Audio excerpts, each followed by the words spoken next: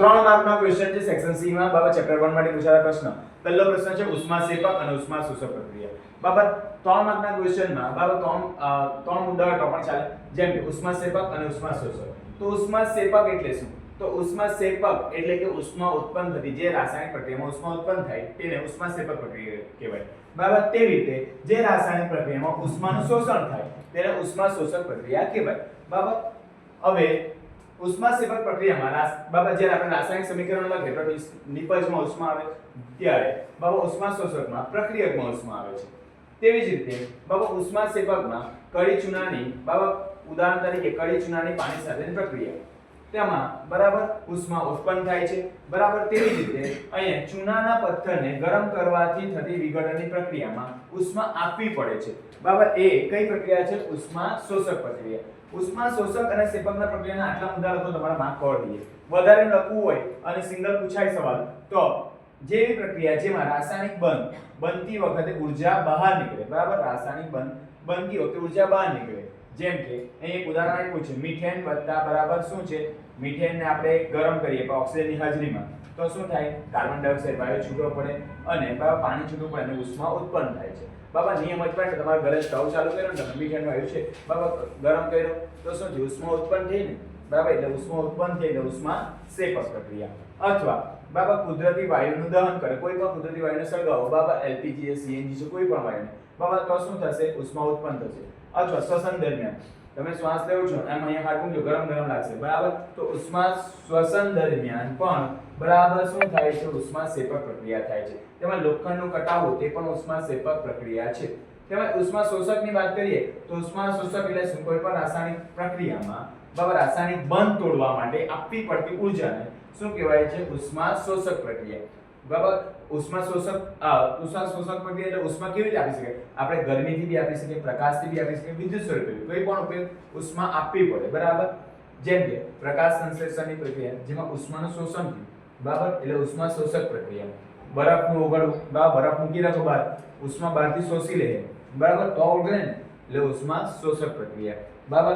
Calcium કાર્બોનેટનું વિઘટન ઉષ્માશોષક પ્રક્રિયા. જેમ કે કેલ્શિયમ કાર્બોનેટ બરાબર ચૂનાના પથ્થરને ગરમ કરતા શું થાય? કેલ્શિયમ બરાબર કેલ્શિયમ ઓક્સાઇડ મળે એટલે કે ચૂનાનો બરાબર કળી ચૂનો વત્તા કાર્બન ડાયોક્સાઇડ.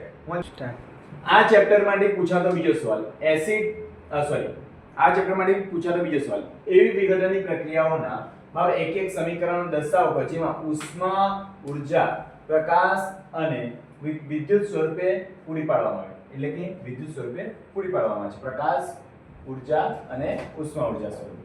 બરાબર. તેમજ આ સવાલ બીજી રીતે પૂછાય તો વિઘટન પ્રક્રિયાના ઉદાહરણ જણાવો અથવા વિઘટન પ્રક્રિયા એટલે શું તેના ઉદાહરણ જણાવો. તો વિઘટન પ્રક્રિયા મુખ્યત્વે ત્રણ પ્રકારની છે આપણે જાણીએ છીએ. બરાબર. કઈ? ઉષ્મીય વિઘટન, પ્રકાશીય વિઘટન અને વિદ્યુત વિઘટન. બરાબર. એક્ઝામમાં જો 3 માર્કમાં પૂછાય તો કોઈ પણ બે લખવાનું તો આપણે અહીંયા 3 સમજી લઈએ. બરાબર. પહેલું છે ઉષ્મીય વિઘટન એટલે શું? તો બરાબર ઉષ્મીય વિઘટન એટલે કે જેમાં ઉષ્મા આપીને બરાબર છૂટું પાડવામાં આવે તેને કહેવાય ઉષ્મીય વિઘટન. તો કોઈ પણ રાસાયણિક પ્રક્રિયાને ઉષ્મા આપવાથી હવે તેને આપણે તોડી શકીએ. બરાબર. તેને કહેવાય ઉષ્મીય વિઘટન છૂટું પાડવામાં આવે. બરાબર. જેમ કે કેલ્શિયમ કાર્બોનેટ એટલે કે CaCO3 બરાબર ને સખત ગરમ કરવાથી તેનું વિઘટન થઈ કેલ્શિયમ ઓક્સાઇડ બને છે. બરાબર. અને કાર્બન ડાયોક્સાઇડ વાયુ ઉત્પન્ન થાય છે. આ પ્રક્રિયાને ઉષ્મીય વિઘટન કહેવાય છે. શું કીધું? એક કેલ્શિયમ કાર્બોનેટ પદાર્થ છે તેને મેં ગરમ કર્યો તેનું શું થયું? વિઘટન થયું, છૂટા પડ્યા શું? કેલ્શિયમ ઓક્સાઇડ અને કાર્બન ડાયોક્સાઇડ વાયુ સ્વરૂપે. એટલે કે ઉષ્મા આપવાથી વિઘટન થાય તેને કહેવાય ઉષ્મીય વિઘટન. યાદ રહી ગયું? તેવી રીતે પ્રકાશ આપવાથી વિઘટન થશે તો પ્રકાશીય વિઘટન. એટલે કોઈ પણ રાસાયણિક પ્રક્રિયામાં પ્રકાશની મદદથી વિઘટન થાય એને પ્રકાશીય વિઘટન કહેવાય. જેમ કે બાબા આપણે ડીશ વાળો પ્રયોગ જોઈ ગયેલા. બરાબર. ડીશ બારી પાસે મૂકે કોને? તો સિલ્વર ક્લોરાઇડને સૂર્યપ્રકાશમાં રાખતા તેનું વિઘટન થઈને સિલ્વર એટલે કે Ag અને ક્લોરીન વાયુ છૂટો પડે છે. એટલે આ પ્રક્રિયાને પ્રકાશીય વિઘટન કહેવાય છે. ડીશ વાળો પ્રયોગ જોયો ને બારી પાસે મૂકે સિલ્વર ક્લોરાઇડને સૂર્યપ્રકાશમાં શું થશે?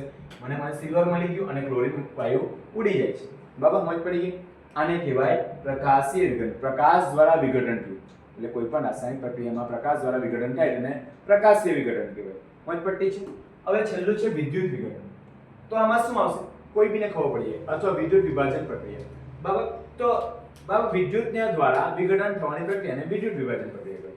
એટલે કે કોઈ પણ રાસાયણિક પ્રક્રિયામાં એટલે કે વોલ્ટમીટરની મદદથી બરાબર અહીંયા એસિડમય પાણીનું વિદ્યુત વિઘટન કરવા થાય એસિડમય પાણી લીધું છે આપણે તેનું વિદ્યુત વિઘટન કરતા કેથોડ ધ્રુવ પર હાઇડ્રોજન વાયુ અને એનોડ ધ્રુવ પર ઓક્સિજન વાયુ છૂટો પડે છે શું કીધું કેથોડ પર કયો યાદ રાખવાનું બરાબર કેથોડ પર બરાબર કયો હાઇડ્રોજન એટલે કે H બરાબર એમ યાદ રાખવાનું ને AO બરાબર એનોડ ઉપર ઓક્સિજન બરાબર વાયુ છૂટો પડે છે એટલે કે આને વિદ્યુત વિઘટનની પ્રક્રિયા કહેવાય જેમ કે અહીંયા પાણી છે એસિડમાં બરાબર તેને વિદ્યુત ઉર્જા આપવાથી શું થઈ ગયું હાઇડ્રોજન કયા ઉપર મળશે બરાબર હાઇડ્રોજન કેથોડ ઉપર મળશે અને ઓક્સિજન છૂટો પડશે તે કાં મળશે એનોડ ઉપર યાદ હશે ચાલો ચાલો શું કીધું સંયોગીકરણની પ્રક્રિયા બે ઉદાહરણ આપી સમજો બરાબર સંયોગીકરણ ને વિઘટન આ પ્રક્રિયા પૂછે બે માંથી તો વિઘટન એટલે શું આપણે જોઈ ગયેલા અગાડી બરાબર મેં તમને સેક્શન ડી માં બી કરાવેલું છે